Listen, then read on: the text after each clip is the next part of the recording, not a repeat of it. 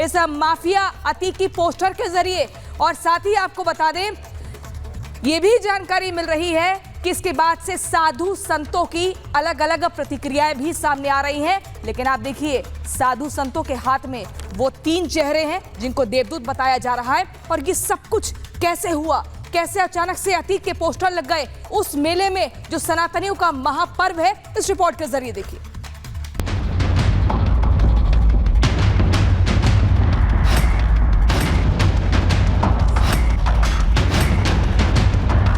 मौलाना जी को ये समझाने की कोई जरूरत नहीं कि सनातन धर्म कभी धर्मांतरण भी कराता है और कुंभ उसी सनातन परंपरा का एक संकल्प है। हाथी जब चलता है तो कुत्ते भौंकते हैं। प्रयागराज में होने जा रहे महाकुंभ को लेकर सियासी सरगर्मी हर रोज तेजी पकड़ रही है। एक पक्ष महाकुंभ में मुसलमानों की एंट्री पर बैन की मांग कर रहा है, तो वहीं दूसरी तरफ से अलग अलग बयान सामने आ रहे हैं। कहीं तैयारियों पर सवाल उठ रहा है तो कहीं कुंभ की जमीन पर।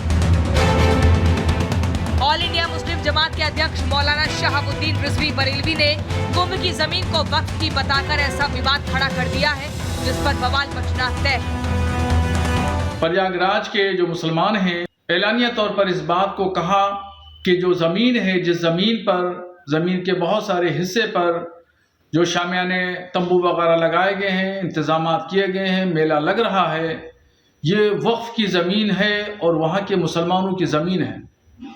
मगर दरियादिली देखिए मुसलमानों की कि मुसलमानों ने कुंभ के मेले की तैयारियां, शामियाने और पंडाल, रोड और सड़कें और खड़ंजों पर कभी मना नहीं किया कि यहाँ पे मत लगाइए। मौलाना शहाबुद्दीन बरेलवी मुसलमानों के दरियादिली का दम भर रहे हैं, लेकिन उनके बयान पर साधु संतों में नाराजगी देखने को मिल रही है और तत्काल प्रभाव से गिरफ्तार करने की मांग हो रही है। कट्टरपंथी सोच को साबित करने के लिए महाकुंभ की भूमि को भी वक्फ बोर्ड की बता रहे हैं। ये बहुत ही दुर्भाग्यपूर्ण है। इन पे तत्काल इनकी गिरफ्तारी होनी चाहिए, इनके खिलाफ FIR दर्ज होना चाहिए। ऐसे लोग सलाखों में होने चाहिए। कोई छोटा सा भी बच्चा भी समझेगा कि महाकुंभ तो सनातन सतयुग से चला आ रहा है, इनकी बोर्ड की जमीन कैसी होगी। इनकी तो बुद्धि जो है ना, इनको तो पागल खाने में, बरेली के पागल खाने में भर्ती कर देना चाहिए। महाकुंभ में वक्फ बोर्ड की एंट्री और जमात की तरफ से कुंभ मेला क्षेत्र की जमीन को वक्फ की जमीन बताने पर बवाल मचा हुआ है। धार्मिक अनुष्ठानों, धार्मिक कार्यक्रमों को राजनीति से परे रखना चाहिए, लेकिन भारतीय जनता पार्टी को धार्मिक ध्रुवीकरण और जाति ध्रुवीकरण राजनीति की पूरी परिस्थिति पैदा करके अपने लिए वोट सहेजने की और वोट बिटोरने की एकमात्र कोशिश है। हम कानून को मानने वाले लोग हैं। वर्शिप एक्ट 1991 इस बात को दर्शाता है। 1947 के पहले जो जैसी स्थिति में थी वो चीजें वैसी स्थिति में रहेंगी। मुझे लगता है हर किसी को वर्शिप एक्ट 1991 को मानना चाहिए। वक्फ चाहे जिस जमीन पर हाथ रख दे वो उसकी, और उसके इस आदेश पर न्यायालयों में जाके अब अपील भी नहीं कर सकते। वक्फ के ही जो प्राधिकरण है वहीं जाकर आप अपील कर सकते हैं, और उसके नाते से तमाम हास्यास्पद दावे वक्फ बोर्ड करता ही जा रहा है।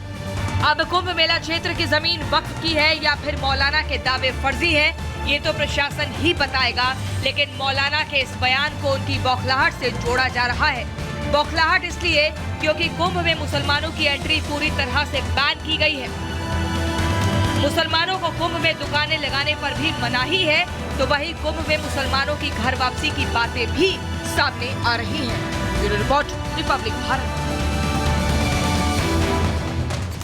तो देखिए, कुंभ की जमीन को वक्फ का बताया जा रहा है, लेकिन आपको बता दें इसमें पूरे 3 एंगल शुरुआत से देखे गए हैं। पहले ही कहा गया कि इस महापर्व में मुसलमानों की एंट्री नहीं होगी, कोई भी दुकान नहीं लगाएगा, कोई भी मुस्लिम दुकान नहीं लगाएगा, क्योंकि उनको बार बार ये कहा जाता है थूक कांड और यूरिन कांड के ये काम करते हैं। फिर ये कहा गया कुछ मुसलमान आएंगे, उनको न्योता दिया जाएगा, वो डुबकी लगाएंगे और उनकी घर वापसी होगी। लेकिन अचानक से वक्फ की एंट्री हो जाती है। लेकिन वहीं बागेश्वर बाबा की अगर बात करें, पंडित धीरेन्द्र कृष्ण शास्त्री की, तो उनका सीधे तौर पर ये कहना है कि इस महापर्व महाकुंभ में सिर्फ और सिर्फ सनातनियों की, हिंदुओं की एंट्री होगी। जो कृष्ण की भक्ति करना जानता है, जो शिव की भक्ति करना जानता है, जो सनातन को, जो हिंदू की महत्ता को समझता है, सिर्फ उसी के लिए कुंभ के दरवाजे खुले हैं। थूक कांड वालों के लिए दरवाजे बंद है। क्या कुछ कहा, देखिए इस रिपोर्ट में। तो सनातन संस्कृति का ज्ञान नहीं है, तो थूक कांड और मूत्र कांड करने में समर्थ है, उनको महाकुंभ में आने की जरूरत नहीं है। और जो आस्थावान है, उनके अंदर सत्ता है, उनको महाकुंभ में आना चाहिए। ऐसे समय में जहाँ जहाँ पर भी पूर्व समय में, बाबर के समय में, चंगेज खां के समय में, मोहम्मद गौरी के समय में, अकबर के समय में मंदिरों को तोड़कर मस्जिदें बनाई गई थी, वहाँ पर अगर पुनर्स्थापना भगवान की होती है तो निश्चित रूप से यह भक्ति काल का, सनातन काल का गोल्डन टाइम माना जाएगा। वक्फ बोर्ड एक तरीके से किसी समय में हमारे भारतवर्ष पर लुटेरे आए बाहर से, तैमूर लंग, नादिर शाह, चंगेज खां, महमूद गजनवी, तो आज हमारे देश में ही रह कर के वक्फ बोर्ड हमारे देश की ज़मीन को लूट रहा है, वो लुटेरा है। उसने तो कह दिया संसद भवन भी हमारी ज़मीन पर है, कल हमारा कह दिया राष्ट्रपति हमारी ज़मीन पर है, तो पूरे देश पर वो दावा ठोक देगा तो कैसे माना जाएगा। ऐसे बदजुबानी करने वाले लोगों को, जो हमारे देश में दंगा फैलाने वाले हैं, आतंकवादी हैं, ऐसे नासमझ भड़काने वाले लोगों को पकड़ के जेल में डालना चाहिए जी। ये तो गंगा की ज़मीन है। और वहीं इस बीच एक बड़ी खबर आपको बता दें, महाकुंभ के आयोजन पर सूबे के मुख्यमंत्री योगी आदित्यनाथ का बड़ा बयान सामने आया है, जो कहते हैं 40 करोड़ लोग आएंगे इस महाकुंभ में। महाकुंभ को लेकर तैयारियां जारी हैं, अंतिम पड़ाव पर पहुंच चुकी है। सुरक्षा के लिहाज से भी बारीकी से ध्यान रखा जा रहा है।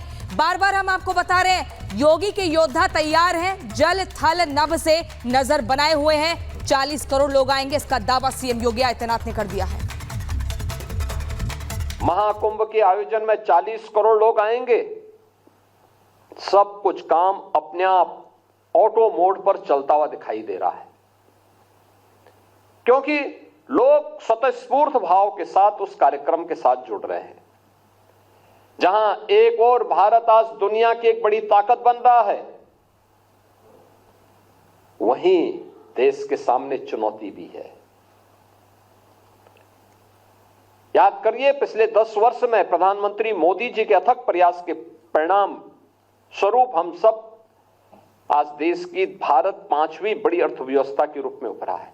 कि मेरा अपना कुछ भी नहीं,